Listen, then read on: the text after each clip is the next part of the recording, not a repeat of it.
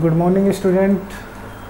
आज हम लोग क्लास 12 चैप्टर 3 का लेक्चर नंबर 1 न्यूमेरिकल्स लेकर के आए हैं।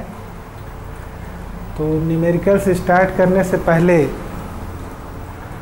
हम ये आपको बता देना चाहते हैं कि हम कौन कौन से फार्मूले यूज करने जा रहे हैं। तो सबसे पहले आप लोग नोट कर लीजिए। नंबर 1, चार्ज ऑफ 1 इलेक्ट्रॉन ये ऑलवेज 1.6 इंटू 10⁻⁻⁻19 कूलम होता है। Second one, Q equal to IT। Class 10th में हमने ये फार्मूला कई न्यूमेरिकल्स में यूज किया है। Third formula Q equal to NE। देखिएगा क्वेश्चन किस टाइप से रहेगा कि उसमें हम इस टाइप्स का फार्मूला यूज करेंगे। Fourth, if electron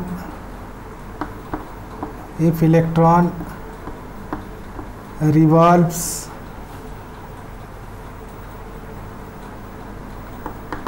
in an orbit with speed v। तो इसमें क्वेश्चन में आपसे टाइम पीरियड पूछ सकता है। तो टाइम पीरियड का फार्मूला होगा 2πr/v। फ्रीक्वेंसी पूछ सकते हैं। तो फ्रीक्वेंसी का फार्मूला 1/टाइम पीरियड होता है और इसको जस्ट अपोजिट कर देंगे v/2πr। और इसमें करंट पूछ सकते हैं, क्योंकि जब इलेक्ट्रॉन मूव करता है तो करंट ऑटोमेटिक फ्लो करेगी। तो आपसे पूछ सकता है कि करंट फाइंड आउट करो। तो करंट फाइंड आउट करने के लिए हम लोग फार्मूला लगाएंगे EF। E क्या है? Charge of 1 electron. E क्या है? चार्ज ऑफ 1 इलेक्ट्रॉन को फ्रीक्वेंसी से मल्टीप्लाई कर देंगे तो हमें करंट पता लग जाएगा। तो हम यही 4 फार्मूला लगा करके कुछ क्वेश्चन सॉल्व करेंगे। इसको आप लोग नोट कर लीजिए और नोट करने के बाद क्वेश्चन पर ध्यान दीजिए। फर्स्ट क्वेश्चन इज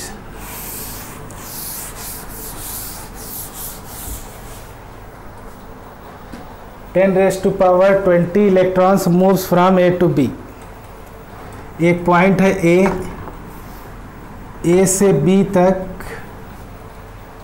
कुछ इलेक्ट्रॉन 10⁻22 इलेक्ट्रॉन्स मूव कर रहे हैं और उनका डायरेक्शन A to B है। तो करंट का डायरेक्शन किस तरफ होगा? करंट का डायरेक्शन जस्ट अपोजिट होगा। तो जैसे इसमें पूछ रहा है कि what is the current in ampere and its direction, तो करंट का डायरेक्शन क्या होगा? तो हम लोग लिखेंगे direction of current is opposite to direction of electrons. ठीक है। इस क्वेश्चन में n इक्वल टू दिया गया है 10⁻22 इलेक्ट्रॉन्स। E इक्वल टू दिया गया है 1.6 इंटू 10⁻⁻19 कूलम। ये क्वेश्चन में नहीं भी दिया रहेगा तो हमें जानना है। तो हमें निकालना है करंट, हमें करंट निकालना है। तो करंट हम तब तक नहीं निकाल सकते जब तक हमें चार्ज ना पता हो। पहले हम चार्ज Q इक्वल टू यानी का फार्मूला लगा करके पहले चार्ज निकालेंगे, ठीक है। तो n कितना है 10 पावर 20, E कितना है 1.6 into 10 raise to power -19 coulomb. देखिए ये 1.6 तो आ ही जाएगा। अब 20 में -19 करेंगे तो ये मल्टीप्लाई 10 हो जाएगा and that is equal to 16 coulomb. Q की वैल्यू क्या आ गई 16 कूलम। इसका मतलब ये जो AB एक कंडक्टर है उसमें चार्ज कितना है 16 कूलम चार्ज है। अच्छा I की वैल्यू निकालनी है। T हमें दिया गया है 0.1 सेकेंड दिया गया है। तो हम Q का फार्मूला IT एक फार्मूला होता है Q इक्वल टू IT, इससे हम I की वैल्यू निकाल लेंगे। I equal to Q upon T करके निकाल लेंगे। Q कितना आया है 16, टाइम कितना है 0.1। अगर ये पॉइंट हटाएंगे तो ऊपर मल्टीप्लाई 10 हो जाएगा और ये हो जाएगा 160 एम्पियर, ठीक है। तो हमें करंट एम्पियर में ही निकालनी है और डायरेक्शन इसका क्या बताएंगे कि it is opposite to the direction of electrons. इस तरीके से क्वेश्चन नंबर 1 सॉल्व हुआ।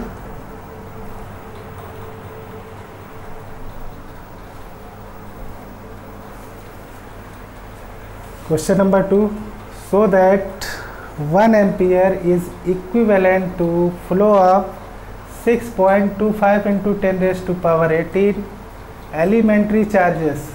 ये एलिमेंट्री चार्जेस का मतलब होता है इलेक्ट्रॉन्स पर सेकेंड। तो इसमें हमें प्रूफ करना है कि 1 एम्पियर करंट देने पर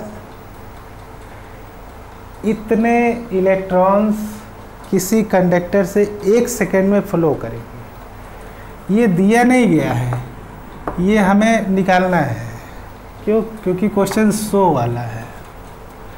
इसका मतलब इस क्वेश्चन में क्या दिया क्या गया है, I इक्वल टू 1 एम्पियर दिया है पर second, T equal to 1 second दिया गया है, ठीक है।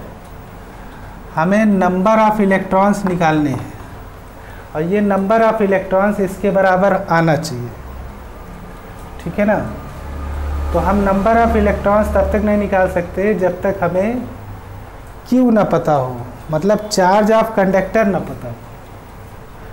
तो हम पहले Q इक्वल टू IT का फार्मूला लगा करके,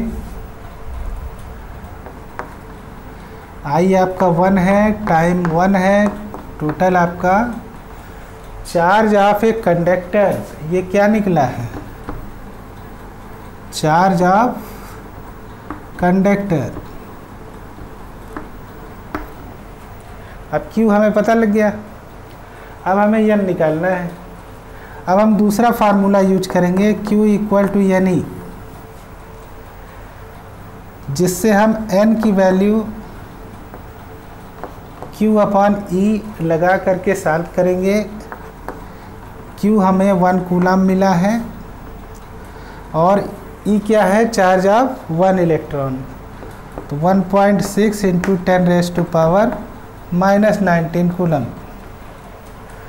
जब ये पॉइंट यहाँ से हटाएंगे तो यहाँ 10 हो जाएगा और 10 को 16 से डिवाइड करेंगे तो ये हो जाएगा 0.625 और 10 रेज टू पावर -19 को ऊपर ले जाएंगे 10 रेज टू पावर 19 हो जाएगा। अब देखिए जब हम पॉइंट राइट हैंड साइड ले जाते हैं तो ये बन जाएगा 6.25 और इसमें 1 माइनस करना पड़ेगा। जब हम राइट हैंड साइड जाएंगे तो 1 माइनस करना पड़ेगा, लेफ्ट हैंड साइड जाएंगे तो 1 प्लस किया जाता है। तो ये 10 रेज टू पावर 18 हो जाएगा। इस तरीके से हमने ये दूसरा क्वेश्चन सॉल्व किया। दोनों में formula Q equal to N E और Q equal to I T ही लगाया जा रहा है। ये आप लोगों ने क्लास 10th में भी इससे क्वेश्चन आपने सॉल्व किए हैं। इसके बाद क्वेश्चन नंबर 3।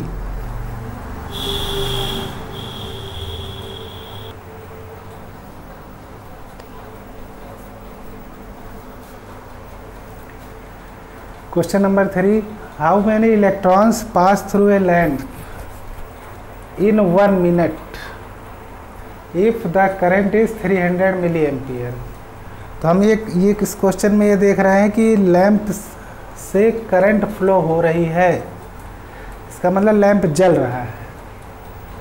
तो अगर लैंप में करंट फ्लो कर रही है तो इसका मतलब इलेक्ट्रॉन भी फ्लो कर रहे हैं। तो वही हमें पता लगाना है, how many number of electrons pass through lamp. इसका मतलब हमें n फाइंड आउट करना है। इलेक्ट्रॉन पर चार्ज 1.6 इंटू 10⁻⁻⁻19 कूलम हम अपने आप लिखेंगे। टाइम दिया गया है 1 मिनट,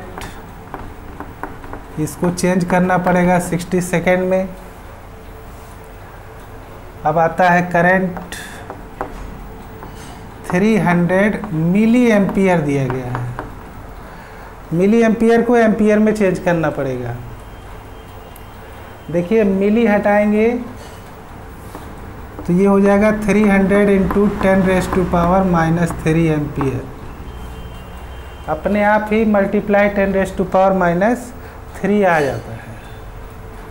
अब इसको स्टैंडर्ड फॉर्म में चेंज करना है। तो देखिए इसका पॉइंट 300 के बाद जब हम इसको 3 और 0 के बीच में ले जाएंगे तो ये स्टैंडर्ड फॉर्म में चेंज हो जाएगा। तो ये हो जाएगा 3.0 और ये जो 10⁻³ है इसमें हमें, क्योंकि 2 डिजिट हमने जंप किया है तो +2 ऐड करना पड़ेगा। इस -3 में +2 ऐड करेंगे तो ये हो जाएगा 10⁻⁻1। ठीक है, और इसे हम लोग 3/10 भी लिख सकते हैं और इसे हम लोग 0.3 एम्पियर भी लिख सकते हैं। तो ऐसे कैलकुलेशन छोटे मोटे करने पड़ेंगे। अब देखिए हमें E मालूम है, T मालूम है, I मालूम है, लेकिन चार्ज ऑफ कंडक्टर नहीं मालूम है, चार्ज ऑफ लैंप हमें नहीं मालूम। तो हमें Q निकालना पड़ेगा, चार्ज ऑफ लैंप निकालना पड़ेगा। यानी से तो हम नहीं निकाल सकते, IT से निकाल सकते हैं। Q इक्वल टू IT रखेंगे तो ये हो जाएगा 60 इंटू 0.3।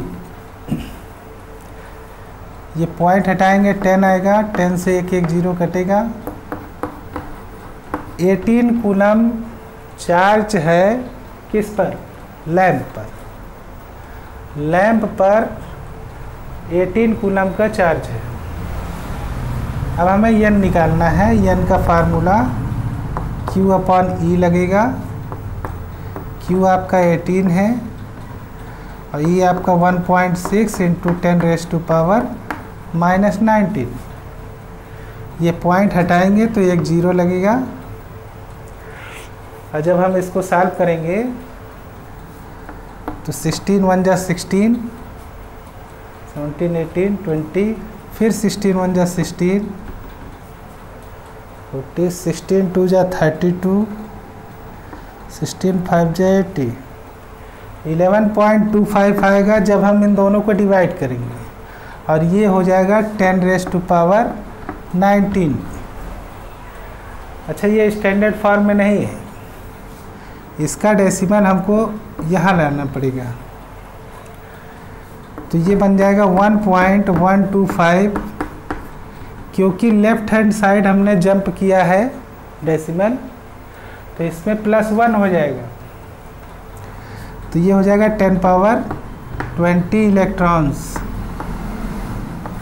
इस तरीके से इतने इलेक्ट्रॉन्स लैंप में फ्लो करेंगे जब लैंप में करंट इतना 1 मिनट में फ्लो कर रहा हो तब। ठीक है, अब आता है question number 4।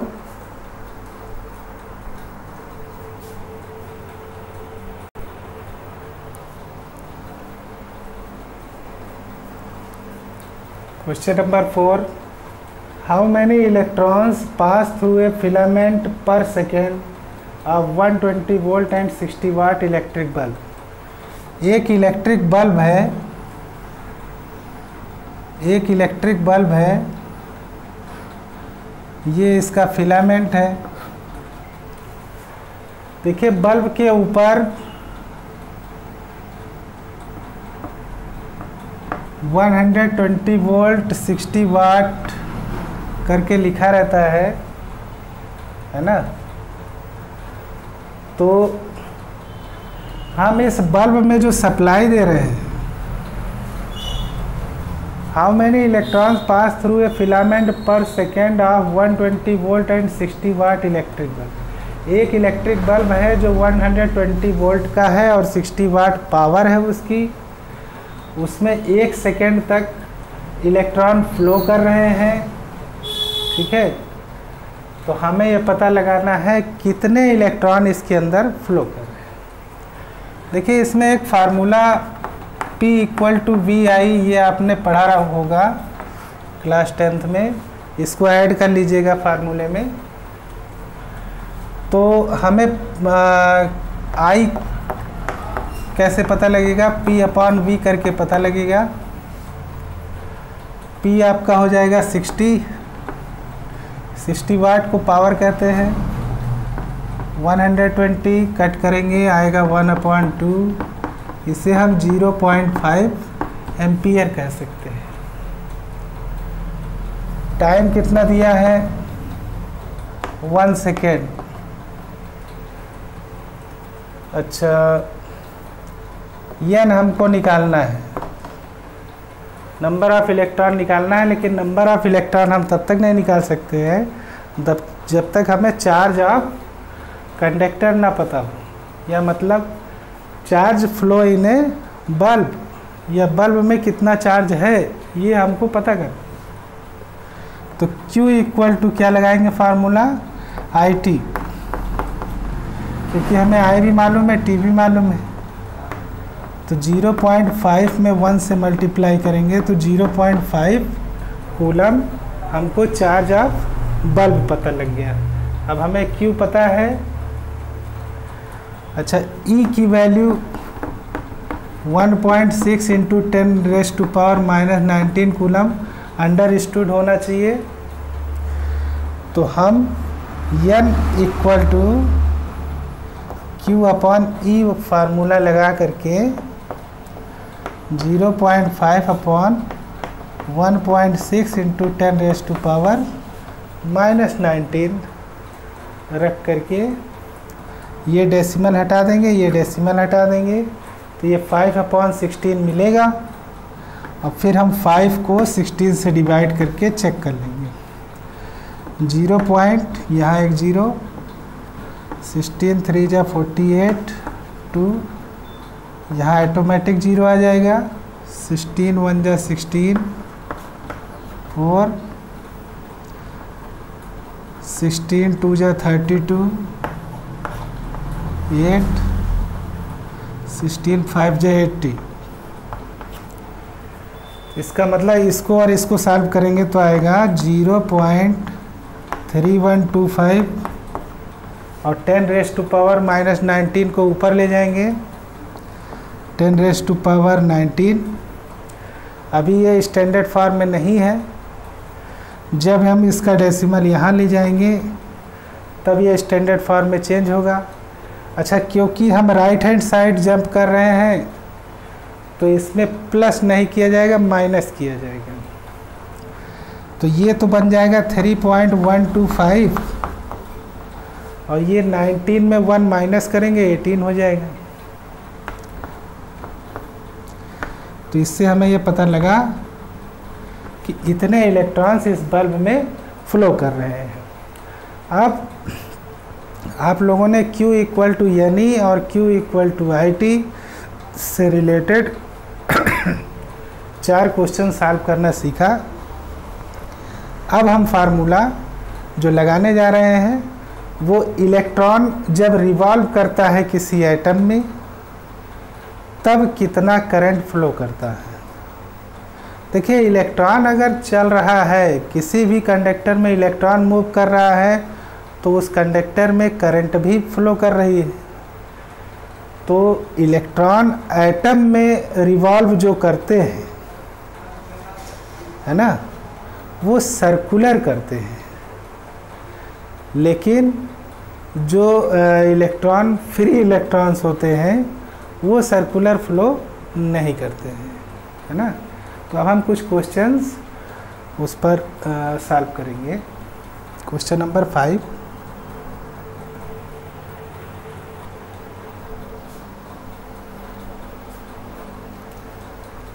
Question number 5, in an hydrogen atom 1 electron moves in an orbit of radius 5 × 10⁻⁻11 metre with a speed of 2.2 × 10⁻6 metre per second.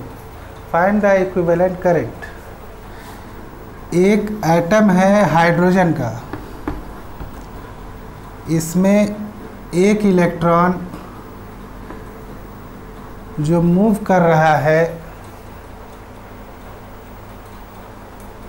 वो हाइड्रोजन एटम का जो रेडियस है वो कितना है, 5 × 10⁻11 मीटर। और इस इलेक्ट्रॉन की जो स्पीड है v, ये कितनी है, 2.2 × 10⁻6 मीटर पर सेकेंड। तो कह रहा है कि ये किसी कंडक्टर का काम कर रहा है, किसी कंडक्टर की तरह काम कर रहा है। इलेक्ट्रॉन फ्लो हो रहा है तो करंट भी उसके अंदर होगी ज़रूर। तो वही करंट आपसे पूछ रहा है। तो सबसे पहले हमको पता लगाना है रेडियस ऑफ हाइड्रोजन एटम। ये कितना है, 5 × 10⁻11 मीटर। वेलोसिटी ऑफ इलेक्ट्रॉन कितना है, 2.2 × 10⁻6 मीटर पर सेकेंड। सबसे पहले हमें टाइम पीरियड निकालना पड़ेगा। टाइम पीरियड इन 1 रिवॉल्यूशन, एक चक्कर लगाने में कितना टाइम लगे। तो उसका फार्मूला है 2πr/v। 2π × r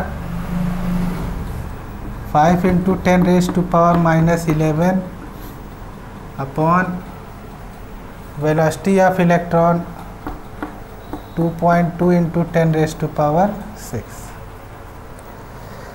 तो जब हम टाइम पीरियड निकाल लेंगे तो उसके बाद हमें निकालना करंट है, तो हमें निकालना पड़ेगा फ्रीक्वेंसी, क्योंकि बिना फ्रीक्वेंसी के हम करंट नहीं निकाल सकते। फ्रीक्वेंसी 1 टाइम पीरियड होगा, जस्ट इसका रेसिप्रोकल करना पड़ेगा।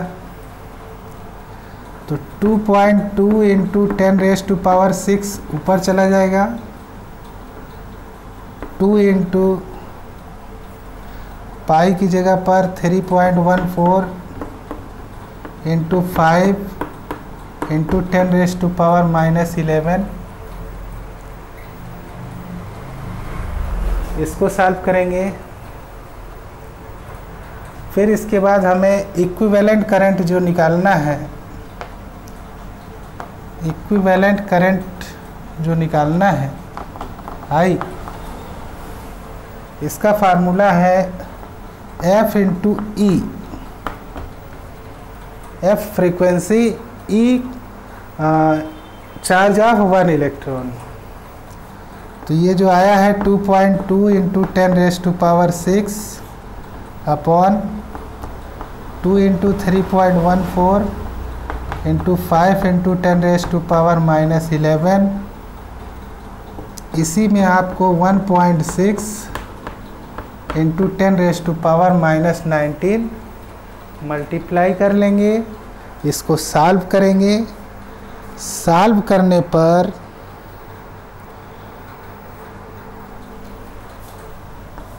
1.12 इंटू 10⁻³ एम्पियर इतना आंसर आएगा। तो यही आपका इक्विवेलेंट करंट होगा। अब इसके बाद एक क्वेश्चन ग्राफ से रिलेटेड।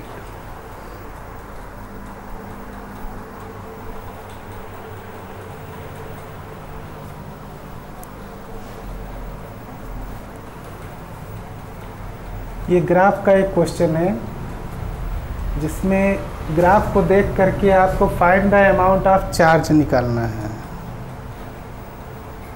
मतलब ये एक कहानी है, कोई एक कंडक्टर है, उसमें कुछ करंट फ्लो कर रहा है, फ्लो करने में कुछ टाइम लग रहा है। अब आपको पता लगाना है कि इसके अंदर कितना चार्ज है। अब ये ग्राफ में मतलब दिया गया है, फिगर में दिया रहता तो हम लोग पहचान जाते हैं, लेकिन ग्राफ में दिया है तो ग्राफ से हमको फाइंड आउट करना है। देखिए ग्राफ में ये जो वर्टिकल लाइन है ये करंट को रिप्रेजेंट कर रही है, हॉरिजॉन्टल लाइन टाइम को रिप्रेजेंट कर रही है, टाइम सेकंड में रिप्रेजेंट हो रहा है, करंट एम्पियर में रिप्रेजेंट हो रहा है। और ये जो ग्राफ देख रहे हैं ये चार्ज रिप्रेजेंट कर रहा है। तो हमारा ये ग्राफ आईटी ग्राफ है और ये जो आप कर्व देख रहे हैं ये चार्ज को रिप्रेजेंट कर रहा है। तो अगर आपसे कोई पूछता find the amount of charge, तो हमें amount of find the amount of charge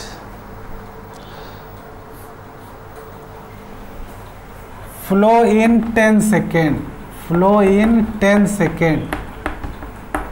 question ये है, मतलब 0 से लेके 10 सेकेंड के बीच में कितना चार्ज फ्लो कर रहा है। तो हम ये देखेंगे कि 0 से लेके 10 तक के बीच में ये जो एरिया आप देख रहे हैं यही एरिया फाइंड आउट कर लीजिए तो आपको अमाउंट ऑफ चार्ज पता लग जाएगा। तो ये एरिया ये कैसे निकलेगा, ये एक ट्रेपेजियम है और एरिया ऑफ ट्रेपेजियम क्या होता है, एरिया ऑफ ट्रेपेजियम क्या होता है, half into sum of parallel sides into distance between them. दोनों पैरेलल लाइन के बीच की जो भी डिस्टेंस होगी उसको यहाँ लिखना है, और ये जो दो पैरेलल लाइन है उसको ऐड करके यहाँ लिखना है। तो ये हो जाएगा हाफ इंटू, अच्छा ये कितना होगा, ये 10 है और ये 5 है, 10 में से ये 5 माइनस कर देंगे, पता लग जाएगा।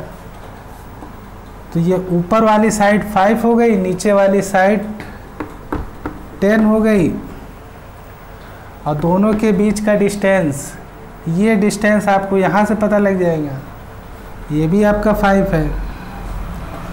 तो ये हो जाएगा हाफ इंटू 15 इंटू 5, 15 5 जो 75 अपॉन 2 ना, 2 3 जो 6, 2 7 जो 14.5। तो ये जो 37.5 आया है यही आपका अमाउंट ऑफ चार्ज है। तो इसको आप लिख सकते हैं amount of charge flow in 10 second equal to 37.5 coulomb. Graph में आईटी ग्राफ में अगर चार्ज निकालने के लिए पूछा जा रहा है तो ऐसे सॉल्व करेंगे। ग्राफ अभी और भी आगे आएंगे। अब एक क्वेश्चन और आप जान लीजिए, वो आपका डिफरेंशिएशन से रिलेटेड है, पूछे जाते हैं।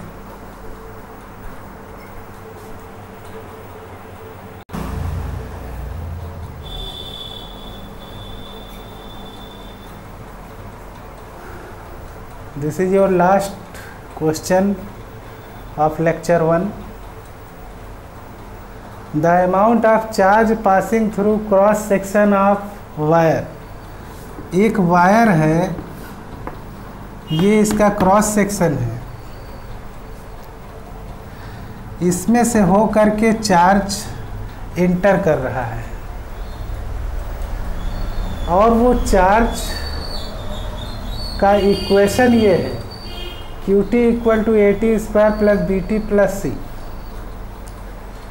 और इन्होंने कहा if the value of A, B and C are 5, 3 and 1, मतलब A की वैल्यू 5 दी गई है, B की वैल्यू 3 दी गई है, C की वैल्यू 1 दी गई है। तो find the value of current eight 5 second. तो इसके अंदर जो करंट है जो फ्लो कर रहा है,